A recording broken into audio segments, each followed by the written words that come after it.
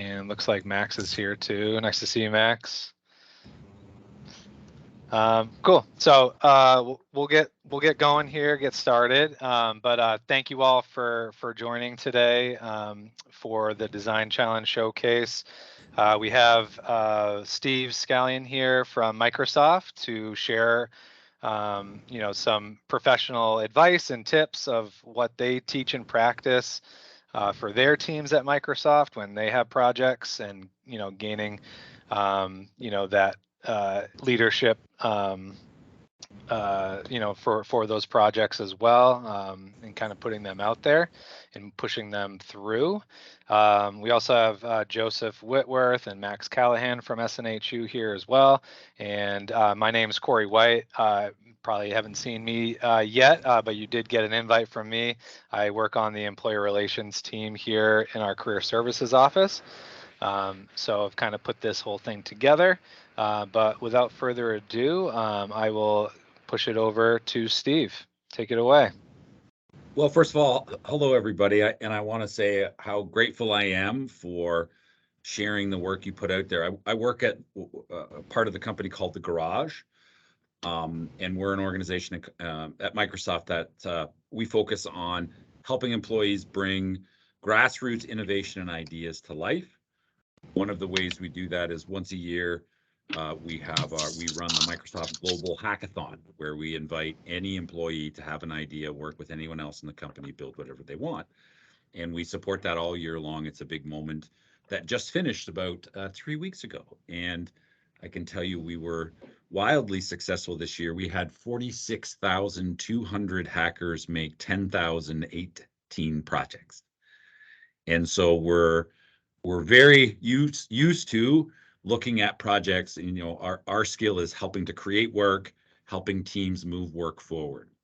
And so what I thought we could do today, other than just me saying thankful and reinforcing how wonderful it was for me to go through all your work. I read through everything that you made, and the first thing I want to recognize and reinforce is, one of the things we talk about at the company, even in this professional environment I work in called Microsoft, for people who've been here 2 weeks or 25 years, like myself, that look, putting an idea out there and putting your work out there is an act of vulnerability. So I'm very grateful that you invited me into that.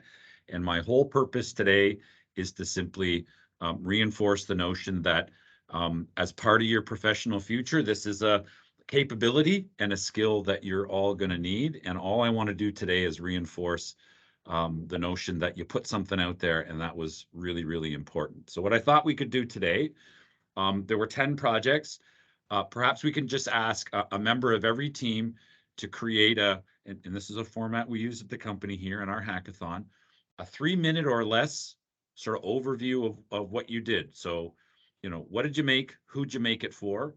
And how does it work?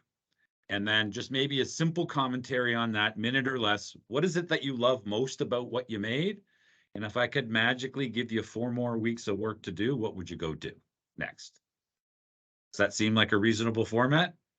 Now, we got to be super tight. This is part of the skill that we have at the company. So 3 minutes or less, what'd you make? Who'd you make it for? What does it do? And then simple reflection. What do you love most about what you made? And if I magically gave you 4 weeks, what would you go do next? And then I'll just react to that with some thoughts about what I saw kind of overall. And then we'll sort of get that in during this session. And then I will also tell you, you were gracious enough to invite me in and share your work. And I know that's an act of vulnerability. So I'll be gracious enough to make this offer. If any one of the 10 teams wants to sit down with me next week for 30 minutes, I'd be happy to go through everything I saw in your project with you in some level of detail. So that's an open invitation, and I'm happy to make that for you. You were gracious enough to share with me. I'll be gracious enough to share back. How's that? Okay. But my primary motivation, and I'm just giving you my role in the company, is I want you to feel great about what you did. I want you to be enthusiastic about how you did it, and I want you to feel compelled to go forward. Okay, reasonable? All right, let's do it. Is there somebody from team 1 that wants to jump up first? Yeah, I'll What'd you- jump up. Yes, sir. Perfect. That's me. So pretty much we made a RPG first person. It's set in an apocalyptic future. We made it for it's a mature for a mature audience. It's pretty much we made it for adults, stuff like that. It's I'm sorry, this is off the cuff. It's not Sure. what I prepared for, but so yeah, and we all got together, and I think the best part of this was kind of us, getting together, creating ideas, and bouncing ideas off of each other. So we created, this cool gameplay mechanic where you can have two different arms. One's a cybernetic arm, one's a devil arm. You can kind of go back and forth, put people under spells, and kind of slash them, stuff like that. And I haven't been looking at the time. I don't know where I'm at. But yeah, if we had 4 more weeks with this, we could turn it into something that would be new and fresh. And the freshness comes from, I guess, the storyline, because you play as an 11-year-old little girl, and this is something that hasn't happened in video games. And she doesn't exactly, you can't really kill her or anything. She kind of just unconscious, wakes up somewhere else. But she's slaying demons, and she's she's slaying demons, and she's trying to retake hell from this tyrant king. Sorry, this was a bit on the cuff. No, that's great. That's great.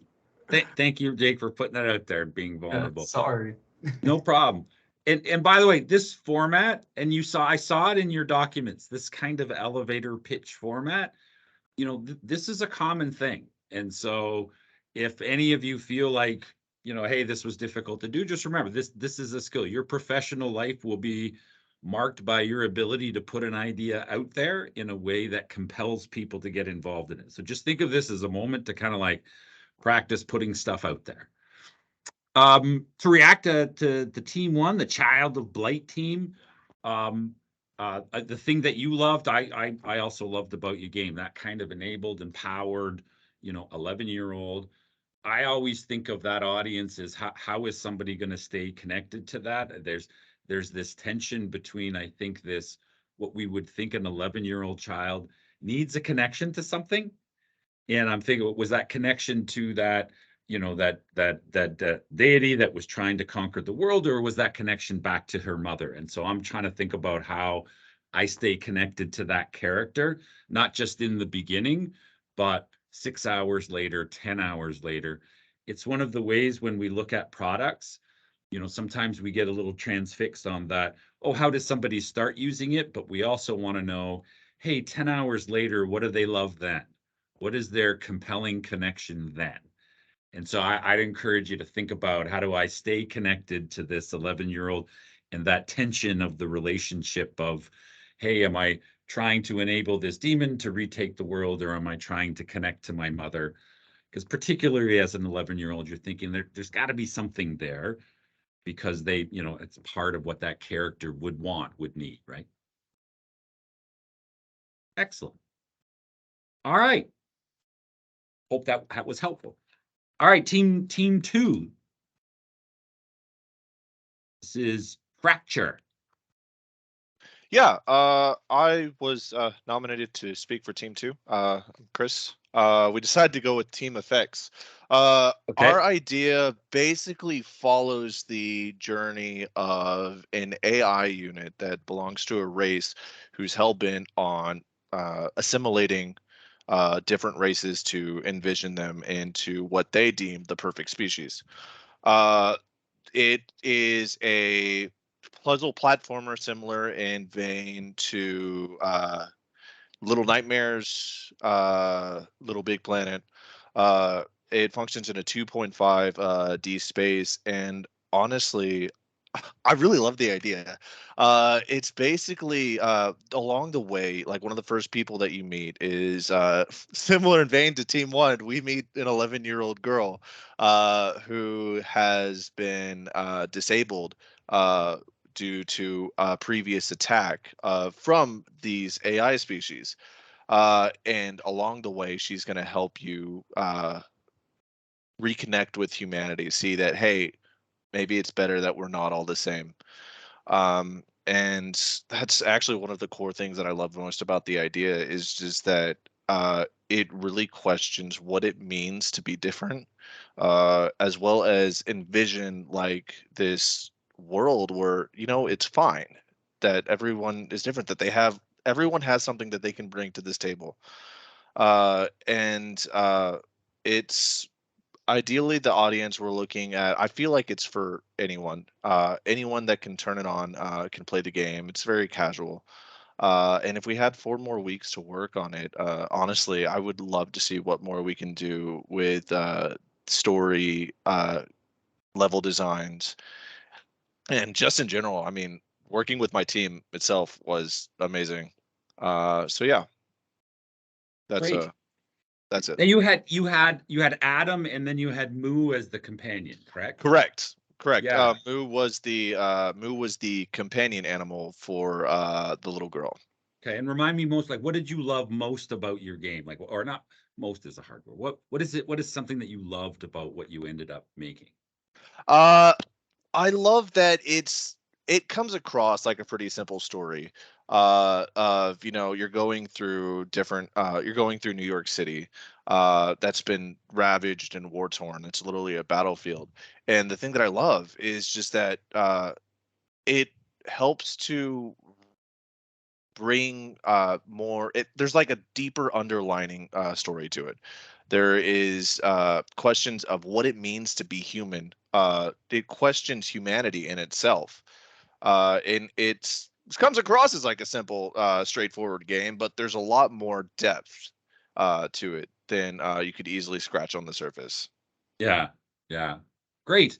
Yeah, I concur. There's this sort of approach to it that's like, it's a robot and a dog, and robots are robots and dogs are dogs, and they solve puzzles and they make progress, and in that it sort of seems simple. But when you think of, this robot's need to understand its purpose, and I like that kind of, what I really related to, what I loved about the game was this sort of idea of this robot that knows has a mission but doesn't know what it is. Feels like an interesting take on sort of the robot take over the world kind of metaphor.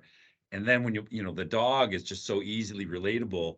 One thing about when we put animals in things, I always ask myself, how do we feel about that animal? When it's a dog as an animal type, you just think, oh, it's that, that affection, that, that unqualified love, and that desire, and that feels like a sort of interesting combo of two things. 100%. 100%. So they sit together well. Now, in my mind, I think, like, how does that progress though? Right? Because what motivates this dog to continue to want to relate to this robot? What motivates the robot to continue to relate to this dog? So this is kind of a story and a relationship that I'd encourage you to think, how does this evolve through the game? And you had mentioned, I think in your document a little bit, there's some, some puzzles, and I think, yeah, and some puzzle solving. So how does the puzzle solving as an element evolve that relationship, as opposed to, just be puzzles that progress the game? You want to think, how does this element evolve that relationship and keep it interesting and create companionship? Because the dog needs it and the robot needs it, right? So Right. I think that's kind of the opportunity there. Is, if I think about 4 more weeks of work, is like, how does the gameplay elements evolve their relationship? Because you kind of want to stick with them to the end, right? What's going to make me stick with it to the end, right? 100%. Right. I can think about this. What's their relationship arc over the course of the game, right? Right. Great. Okay. Fantastic. Thank you. And again, I'm just going to say to everyone, very much appreciate you sharing. Putting ideas out there is an act of vulnerability. I very much appreciate that. All right. Team 3, Tiamat's Decay.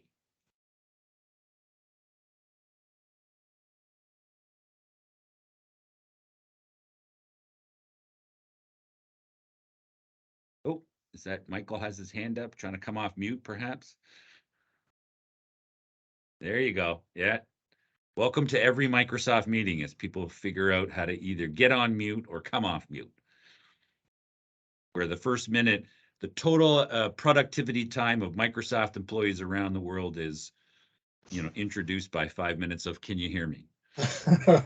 And so I'm assuming y'all can all hear me now. We can hear you now. Yes, go ahead, Mike. Perfect. Okay, allow our team to introduce TMS Decay, a 3D collaborative multiplayer action puzzle game. A game where friendships go to die. Our game takes place inside Tiamat's temple and ends at the Gardens of Babylon. You and up to 3 of your friends will get to choose between 4 characters. Yuli, our main character, and one of his wayward allies, Alam, Lil, and Inanna. Along the way, you meet your companion Lux. Each player has special abilities that will help them complete puzzles and ward off Tiamat's brood. You will face 240 challenging levels.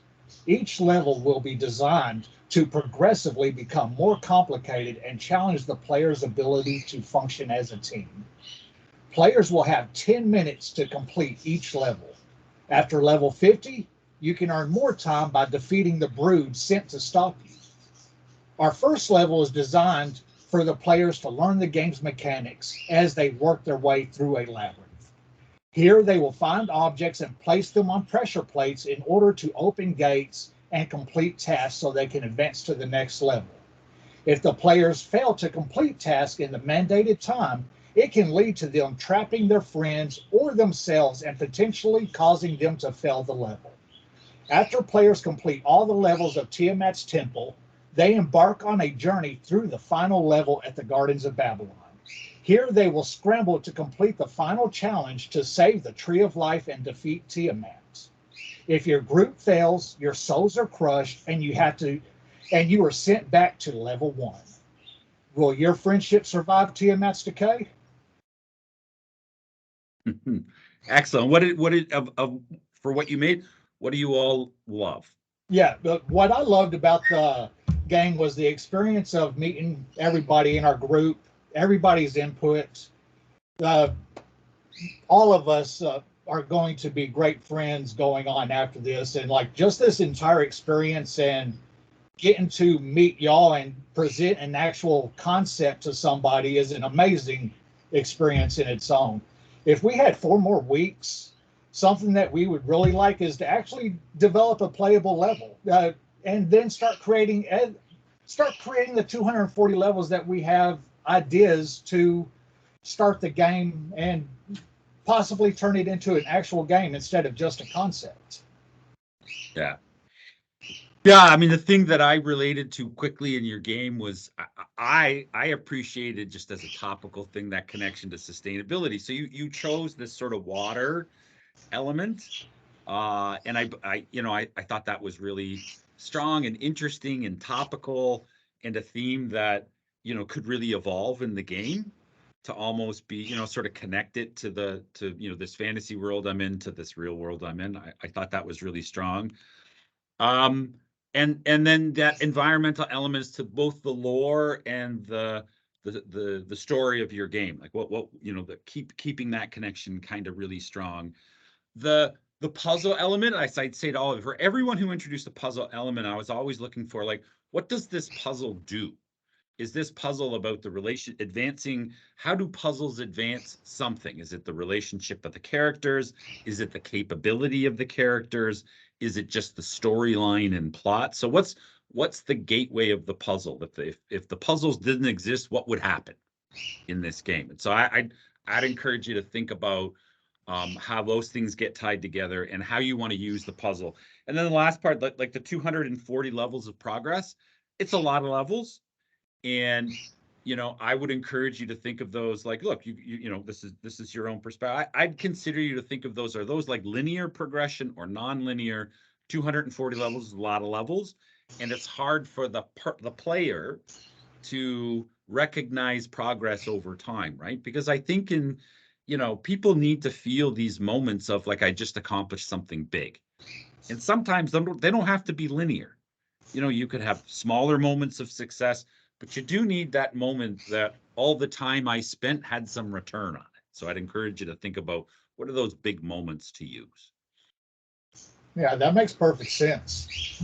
Yeah. Yeah, I think that for our moments, I think that just progressing to each checkpoint as a team is where the reward comes in, is making it, since it takes the entire team to make it through the level, like just reaching that first checkpoint is going to be grueling enough. And Yeah. then Yeah. then you're invested. Once you make that first checkpoint, you're invested and you want to go to the next checkpoint. And Right. Lord Right. forbid if you lose on the final level and have to start all over. Oh, that's hard. Yeah, I'd encourage you to think of some of those are bigger than others to kind of keep me kind of attached to it. All right, thank you again. Thank you so much for sharing. Team 4, this was Voice of Siren. Hi. Can you hear me all right? This is Ellie. Yes, we can hear Yep. you. Okay, so Voice of the Siren, my wonderful team and I came up with that idea. You start off, you are a siren, you are the Megisa's apprentice. She is the local witch doctor for the city you live in. On one of your random days off, you're out with your sister, and she actually is kidnapped by one of the evil pirates that has been ruling the seas. As you go through this, you then have to go and save your sister. By going through this, you have to track down accomplices. You have to find, sorry, I was way more prepared for this than I thought. You have to go through, you have to find assets, which will help you on your travels and help you track down this evil pirate to get your sister back.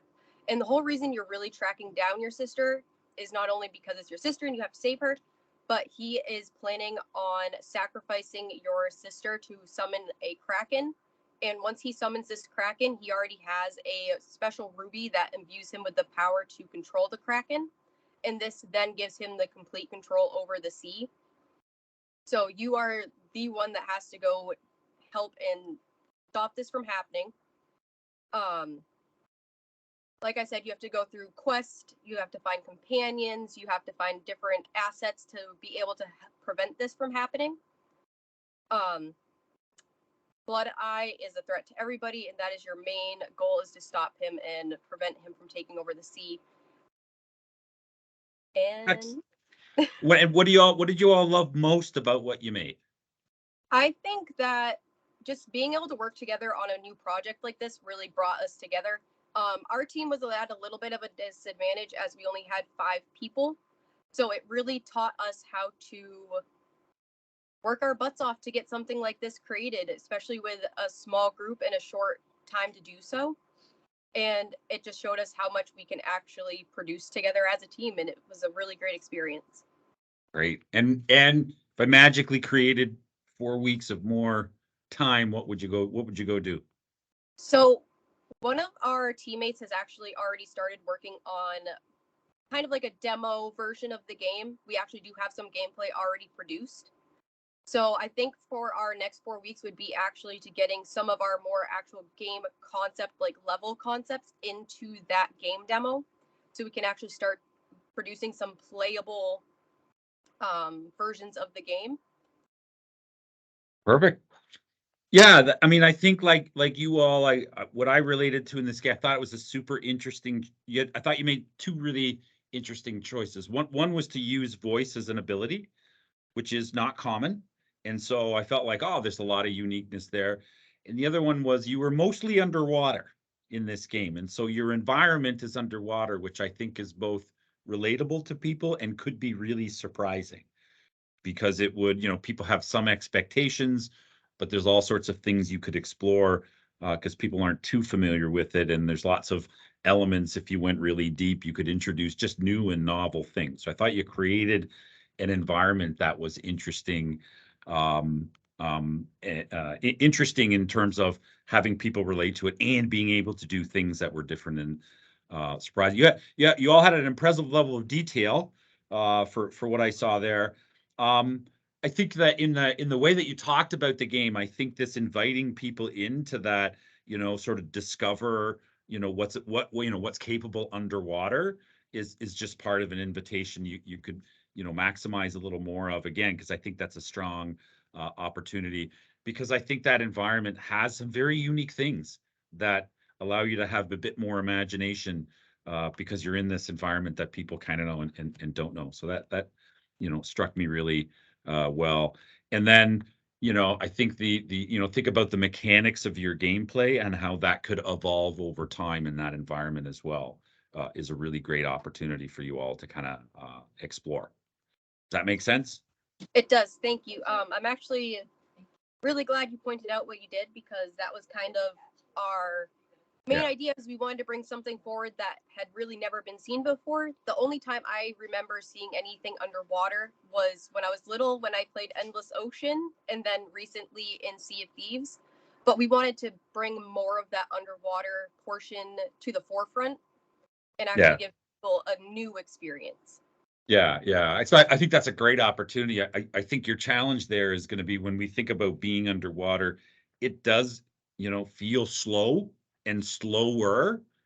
And so keeping in mind, how do you keep this sort of agile and have the characters feel like they have ability? Whenever we think about being underwater, in movies, it's always that kind of slow-mo kind of thing. And so, I take that on as a challenge, is how does that feel quick and progressive and dynamic? What capabilities do you need to add to characters to make that feel really fast and responsive?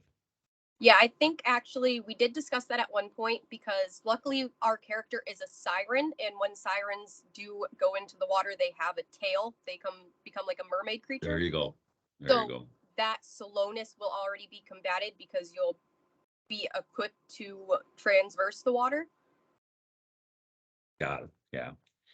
Excellent. Well, thank you for that. Thank you. I appreciate that voice of Siren team. All right, let's hear from Team 5, Divine Origins. I have a local connection to this, given that I'm from Seattle.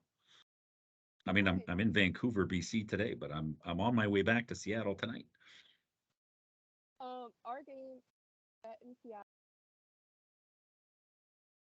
Oh, I'm not sure we can hear. Was that Jessica or Jesse? Can you hear me? Oh, can hear you now. Yes. Okay, awesome. Our game starts out in Seattle, and you end up in this mythical realm, which we call the Realm of Myths, and you find yourself at Mount Olympus by the end. We had 3 characters to choose from, each with different pronouns and personalities, and their names are Callie and Izzy and Patty Calhoun. Essentially, they really want to start by finding out the cause behind their mother's death at the beginning of the game, and they end up meeting their father, who is Hephaestus, the Greek god of fire, and he wants them to turn into a full god and sends them on this adventure to hopefully fulfill that. And they'll meet 3 different monsters along the way, and they'll have help from a couple of other gods, Apollo and Ares, who also have their own opinions on the matter. It is a psychological horror game, and so we really wanted to bring that aspect forward. And one thing I think we love about our game is the sanity meter, which will be affected by different parts of the game, such as how well you're fighting the monsters, if you're fighting in complete darkness, and if your health and stamina get too low. And then if we had 4 more weeks, I think one thing we'd really like to develop more is the storyline and the lore behind the game, because I feel like we have really solid characters and monsters for sure, but I think we'd really like to go forward with the story. Yeah, I can completely, that was part of I felt like the characters in the back, and I understood these characters well. I understood how they introduced, how they related. I did, in fact, I really love the take on the, we're all familiar with health meters. You had that kind of sanity meter, which I think was a clear articulation of your desire to be this sort of psychologically challenging.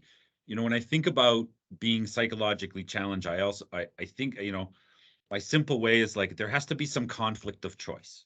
That's what sort of makes it psychologically challenging. There are these options, and each option has kind of a pros and a cons, and that's where the conflict, that's where the kind of sanity comes in. So I'd encourage you to think about what's the conflict of the choice, in your moments in your game, and how do these choices have outcomes that create this conflict?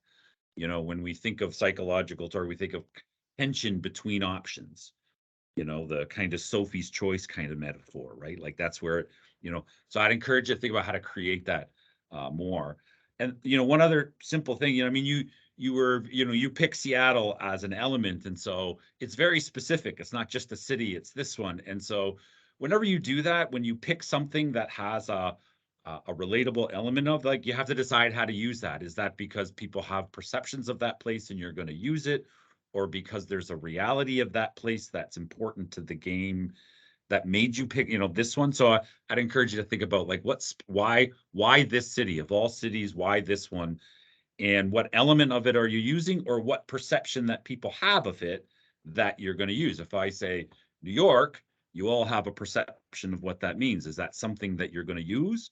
Or is it, oh, there's an element of New York, we'll call it, you know, being, you know, trains and buses and people moving, and then you're going to use that element. So picking one of those, I think, is sort of important to your progress as well.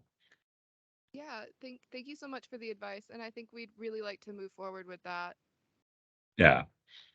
Excellent. Thank you for that. All right. Excellent. Team 6, this was Dread Lodge.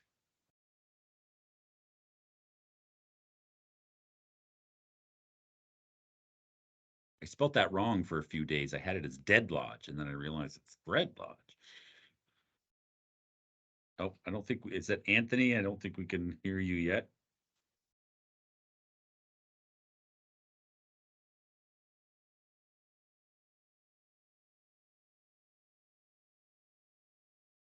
Yeah, I don't think we can hear you, Team Dread Lodge. Can you hear me? Yes. Assuming Anthony can't get on, I can go for it. Yeah, take a stab. Put it out there. Is that Mike? Put it out there, Mike. All right. Dread Lodge is a horror survival game with puzzle aspect, perfect for fans of Layers of Fear and Silent Hill. We got a mature audience in mind, so it doesn't hold back. We got grim atmosphere and grim monsters and real life issues. We got engaging narrative elements, character-driven plot, slowly revealing a dark story of the main character and his past actions and the choices he made. Kind of display him as like a rugged individual, someone that people can kind of relate to, but also kind of on the darker side of society.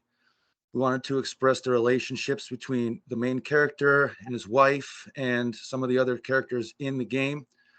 The themes use bittersweet colors to relate their turbulent marriage, and shows memories that the wife, and we use the scrapbook to show memories that aren't good that would play on the main character's psyche as well as other players.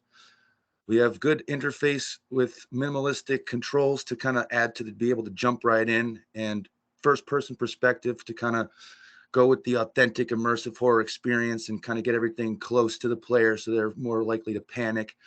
And there's all sorts of cool items and inventory options and stuff to pick up in the game that can be used for the different puzzles and reveal the character's backstory and choices.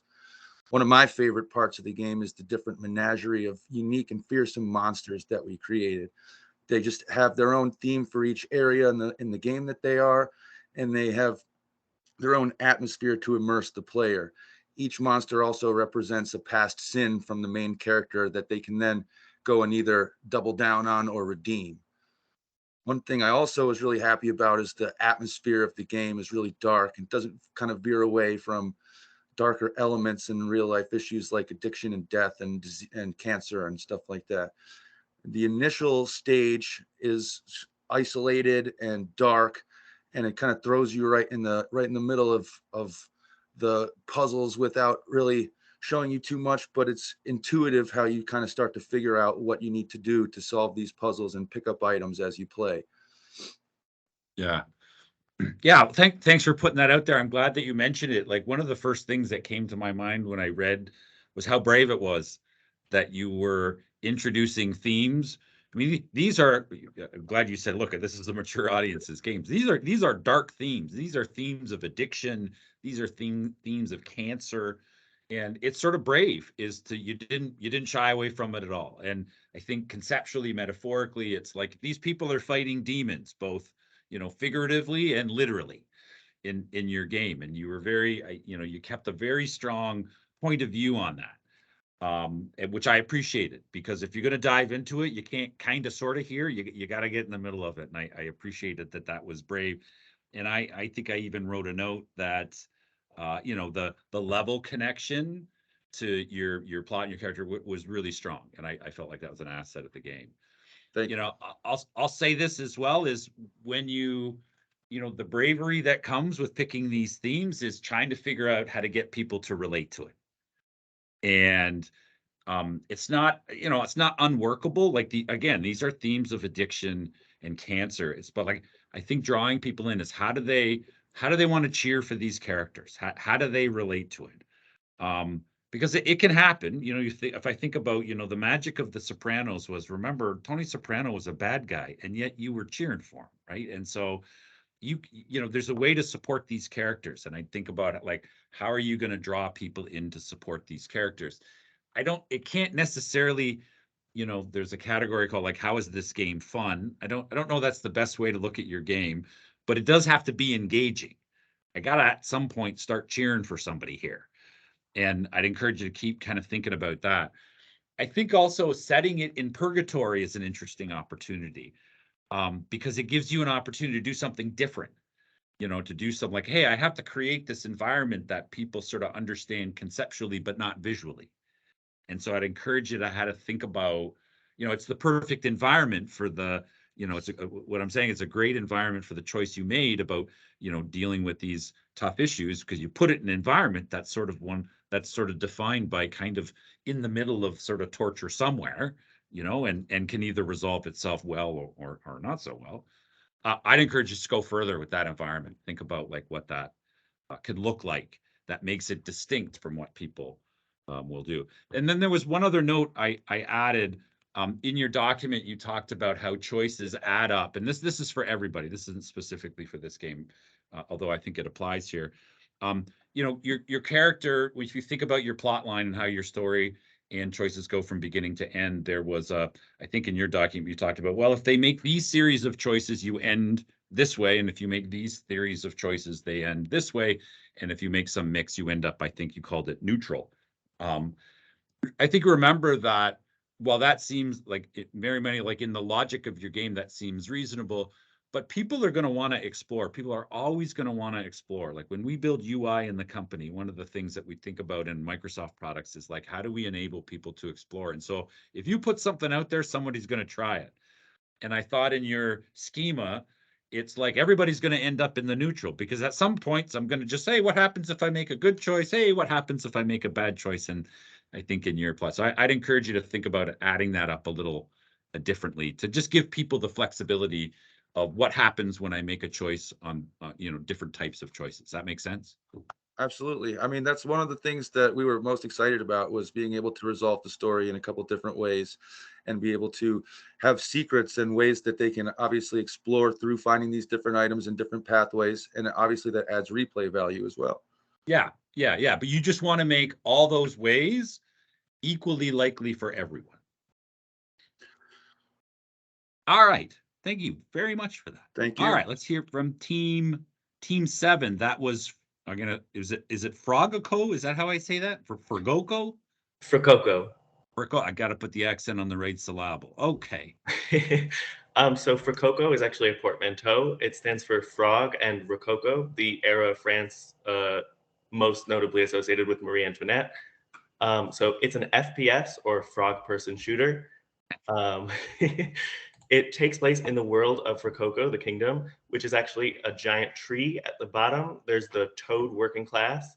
At the top, they're the royal frogs with hanging gardens that our protagonist, Roberto, the gardener, has to manage and take care of. This includes planting crops, as well as using his tongue to shoot at incoming insects.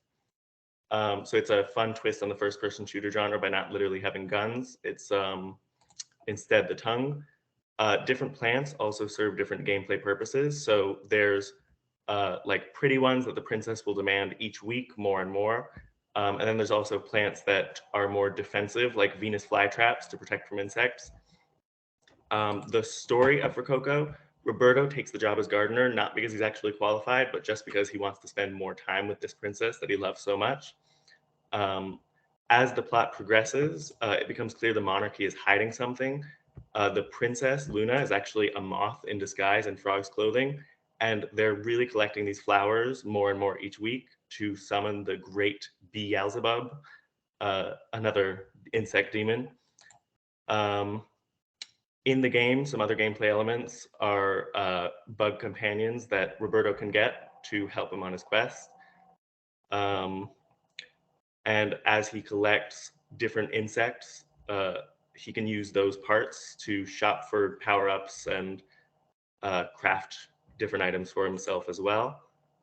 What I loved most about working this project was how unique of a concept we had and how it mixes both humorous and horror elements really well. And how much everyone in the group's ideas bounced off each other, and we were able to build this up. If we had 4 more weeks, I think we would work on fleshing out some of the level designs some more, as well as maybe building a prototype.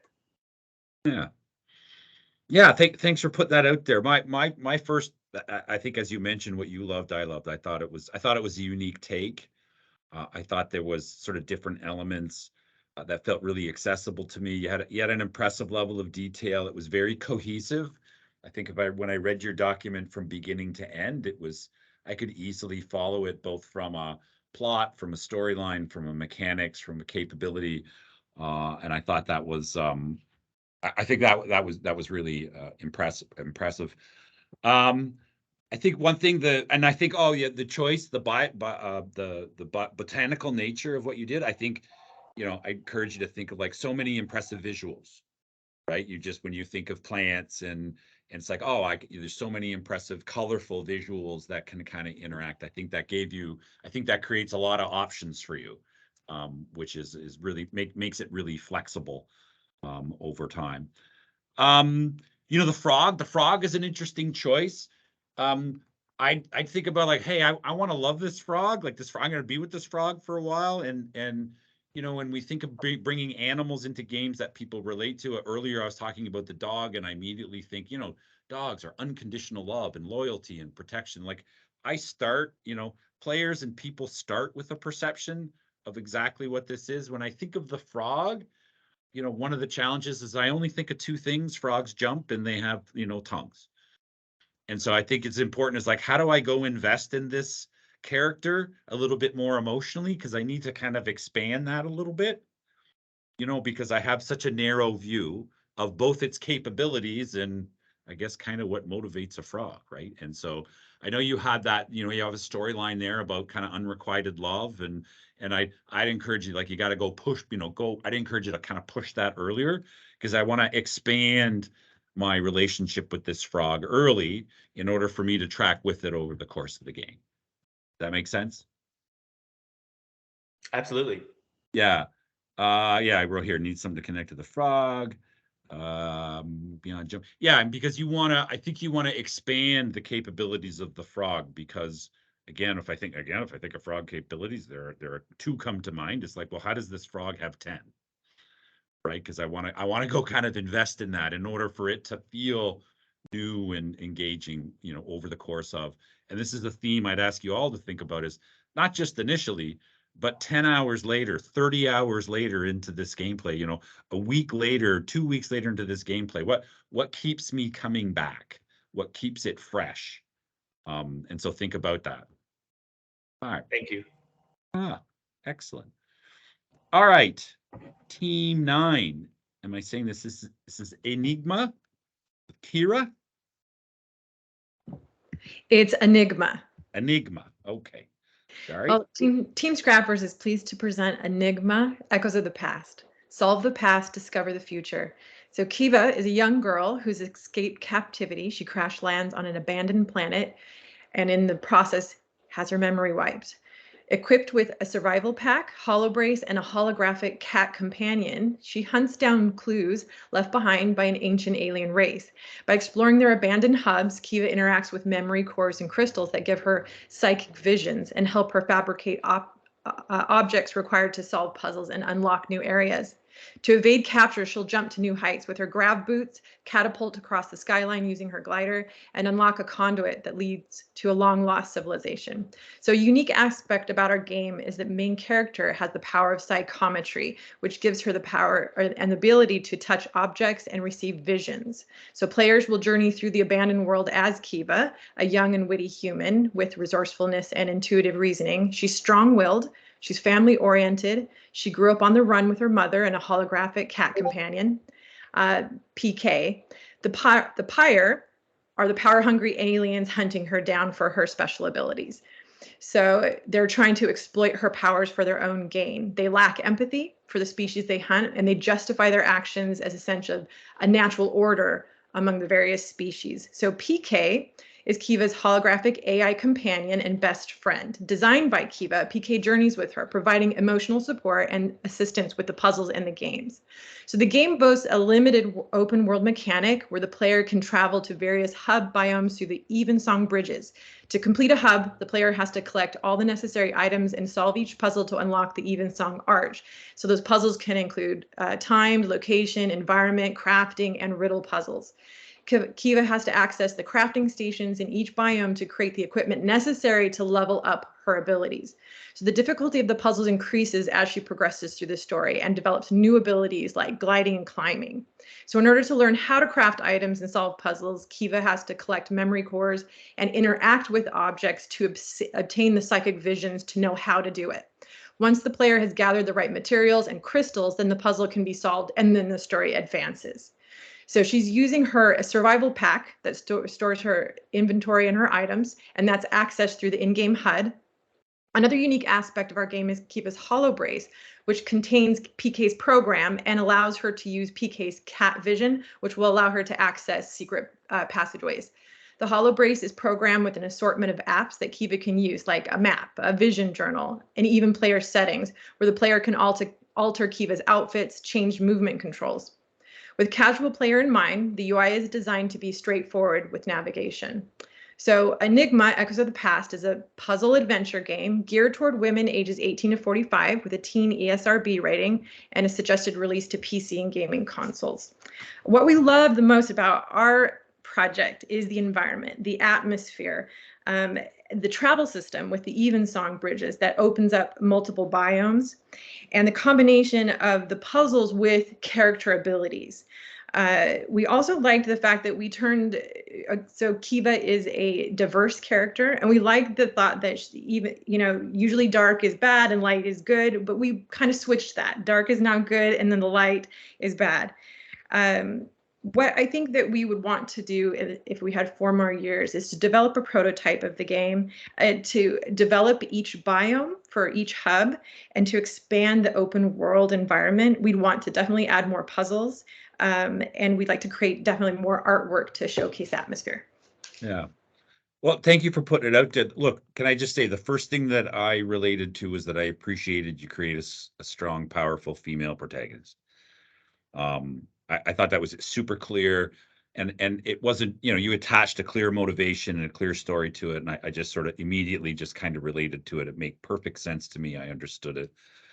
Something else I think that you mentioned that I really related to, you had a good comprehensive document, but things had purpose.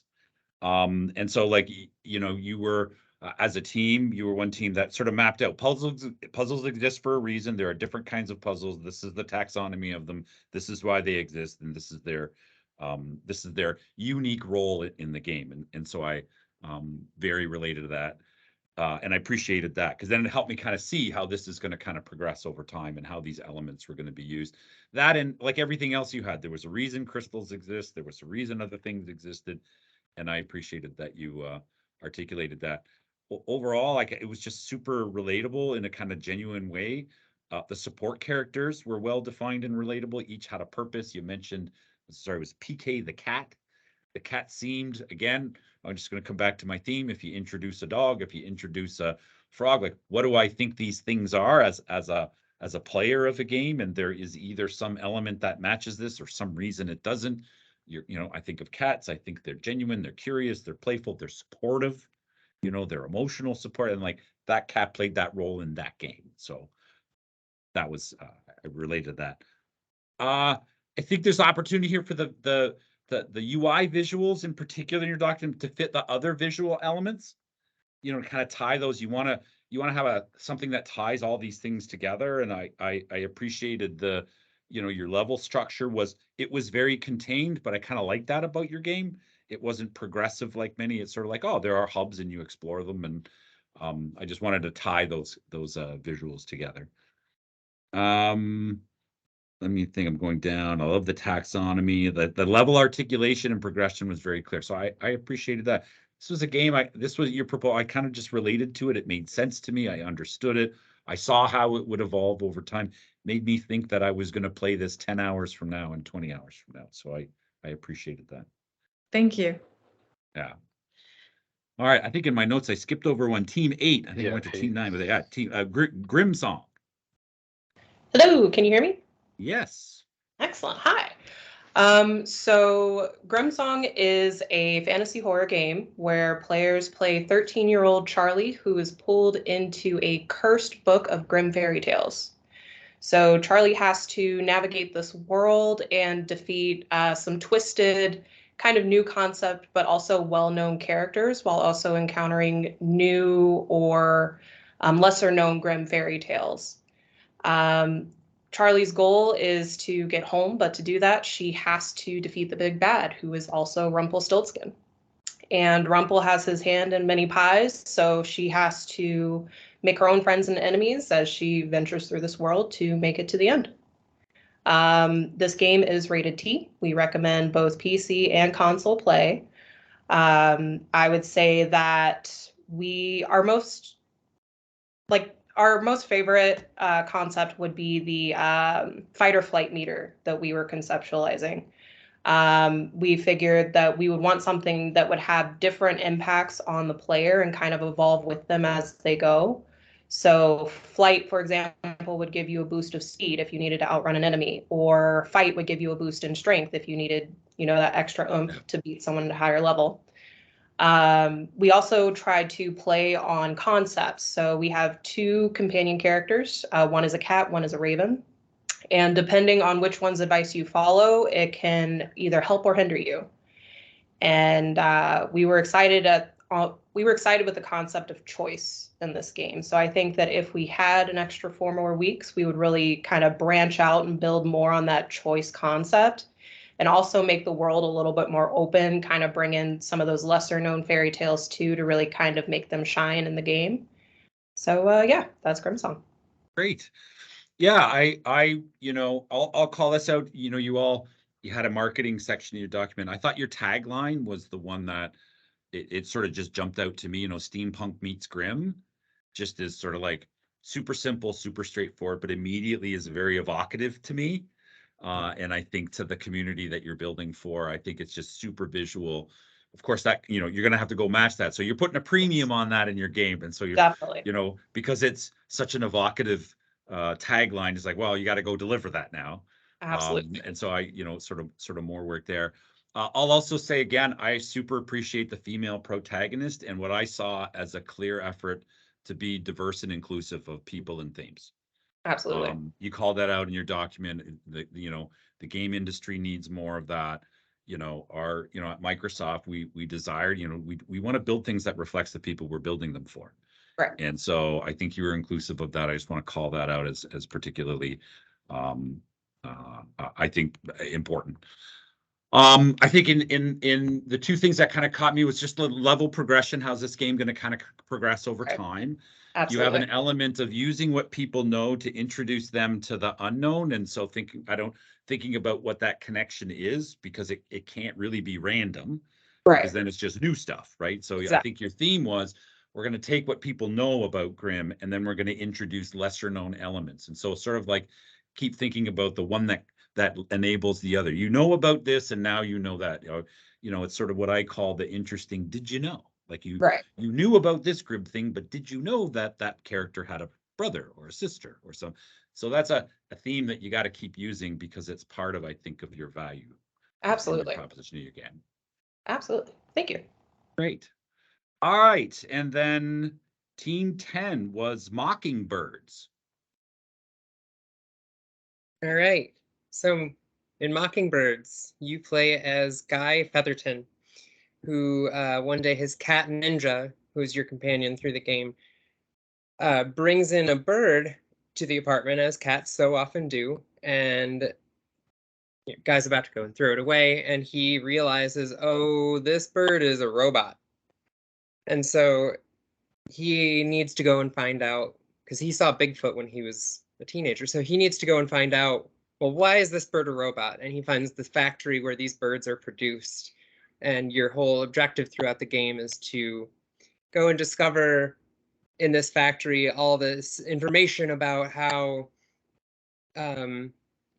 these birds that are being produced as surveillance drones and stuff, and all these conspiracy theories that tie into it. And in the end, you fight with it's a stealth shooter game, and in the end, you end up fighting with your estranged uncle Sam Featherton, who is the director of the Bureau of Intelligence, Response, Defense, and Surveillance, or BIRDS agency. And so so we just we thought it was for mature audiences, and because there's a fairly heavy amount of violence when you're taking down guards and finding weapons throughout the factory, and those kinds of things. Ninja can get you into certain areas of the factory that you can't access as Guy, and he has a cat vision aspect as well that allows you to find key items and those kinds of things. So that's kind of our concept. Great. What did you love? I think what we all loved about it was just exploring all these like fun conspiracy theories and stuff. Like we had an idea for a level where you get teleported to Area 51 and you find all these aliens and stuff, and then just like dealing with these birds that are all surveillance drones throughout the US. Yeah. And that was kind of the fun part for us, was just enjoying like all these conspiracy theories and that aspect of it. Yeah. Yeah, I could say when I went over you document from end to end, I thought it was a super intriguing concept. Like it just felt really interesting to think about a story, discovering that bird, and that became a way where I'm looking at my board of conspiracy theories, and that became the basis to explore my game. I just thought that was really intriguing, and it sort of immediately kind of drew me in, as I imagine it would other people. I thought that was a great premise to sort of set up a game that had lots of options in it that didn't necessarily have to be linearly related to each other. And so it felt also empowering that, look, there are 10 options. They're almost sort of independent adventures, or maybe not. But like, I think that kind of set it up really. So super intriguing concept. And correct me if I'm wrong, I think you also loved your tagline, didn't you? I could tell. Yes. Yeah. Birds of a feather watch together. There you go. Yeah. The moment I read it, I thought, oh, this team loves that tagline. That's great. Yeah. I think your challenge here, as in my mind, I think, hey, like, this is a great premise, but you're going to have to make some really, I think, we'll call them well-informed choices about which conspiracies to include. Some of them feel very inviting. When you mention Area 41, it's sort of not controversial in the sense that everybody wonders what's going up with that, right? And it's sort of like, it's kind of a conspiracy theory for everyone. There are conspiracy theories that feel like they divide people, right? It's like you're either on this side or you're that, in what I'll call a not great way. Here, I'm living here. There are things going on now that I think are more politically divisive or perspective divisive. So I think you have some choices to make here that will feel more inviting to people than not. Does that make sense? Yeah, totally. Yeah, because I think you want those ones that feel really broadly appealing to people. And I think, oh, sorry. Go ahead. Oh, I was just going to say, and I think if we had 4 more weeks with it, that's exactly what our goal would have been to develop the levels and specifically what conspiracy theories to use and how those are going to come into play. Right. Yeah. And how they're just going to engage like a broad audience. Yeah. Okay. So first of all, again, let me just say thank you, everybody, for giving me this unique opportunity. Again, I'll say it because I just want to reinforce it. putting ideas out there and putting your work out there is an act of vulnerability. And I super appreciated that you invite me into it. So let me just say a couple of things overall about this moment and sort of what to do next. I hope you're like, one of the reasons that I asked you all, like, what do you love? It's not just to set up a tone for today. Like, one of the things that we know about managing work in the company is you're always a better team when you're working from something that you love. So the first thing I would encourage you to do is to, work more from that, because the best thing you're ever going to make, you're going to make with other people. Heard lots of great stories about that.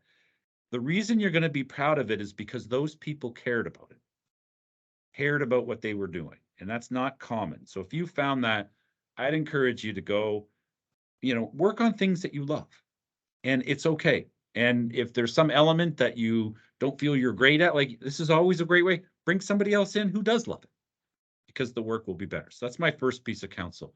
Go back to your project, remind yourself what you love, work on that part. I asked you all what you do with 4 more weeks, and I'll give you some unsolicited advice. Now, this is, usually you can value advice by how much you pay for it. I'm giving you this for free, so there you go. But I would encourage you to think about whether your time would be better spent adding more things or going back to what you did and make it better.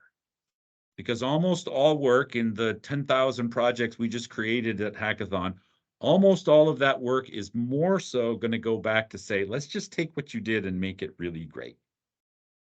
Because chances are, if you add more, you'll be sort of in a similar spot 4 weeks from now, which is there's still lots of improvements to make, but there's just more things to work on.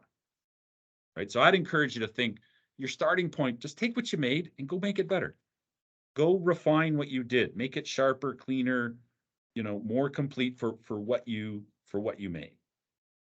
And then if we think about trackable next steps, I just encourage, just keep putting your work out there. Like, if this in the format that we use was valuable, and from your instructors and from other people, remember, putting things out there and soliciting in an open way, getting advice, it is a trackable way of moving things forward. It is part of the professional environment. If you aspire to work in an environment where you're going to make something, game, software, art, or anything, then that environment's going to have a moment of putting something out there and then doing something with what you hear. And that's just a professional skill that you're going to use, the first day you start and 20 years later. And thinking about how to get the most out of this moment and how to do something with these moments is part of what's going to make you professionally successful. Okay. I hope that was helpful. Definitely. Yeah. So I just wanted to kind of close us up here. I just wanted to say I'm thoroughly impressed with all of the creative concepts that you all came up with over the last 8 weeks. And listening to everyone speak today, I'm just like totally impressed with, your innovative thinking and kind of coming together as a group. And thank you, Steve, for your time and really diving into all these projects to give some great feedback and advice to our students. And just looking forward to doing more of these types of in practice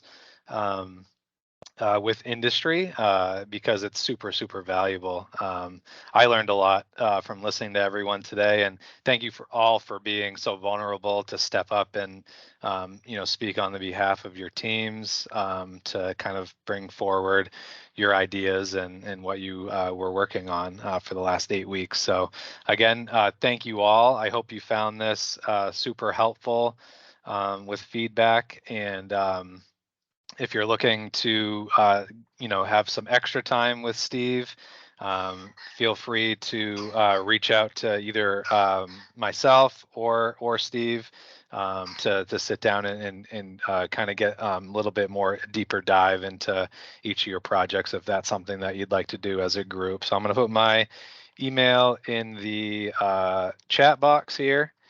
And you can let me know, and I'd be happy to coordinate with Steve That'd be on perfect. Thank you, Corey. what works best for everyone.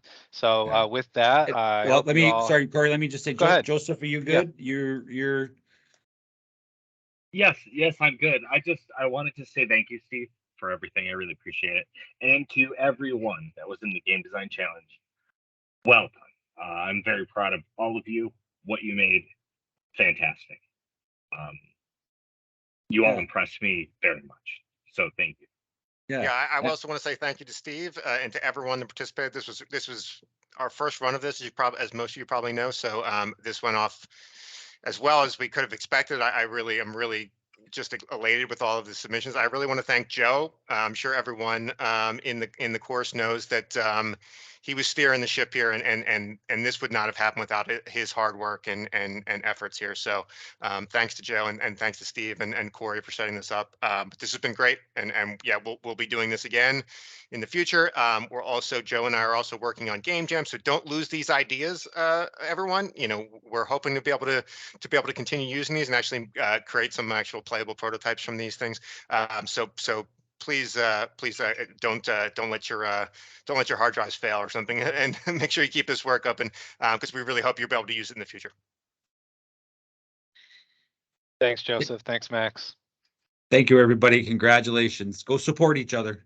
Definitely. Enjoy your weekend. Take care. Okay, take care. Thanks, everybody. Thank you.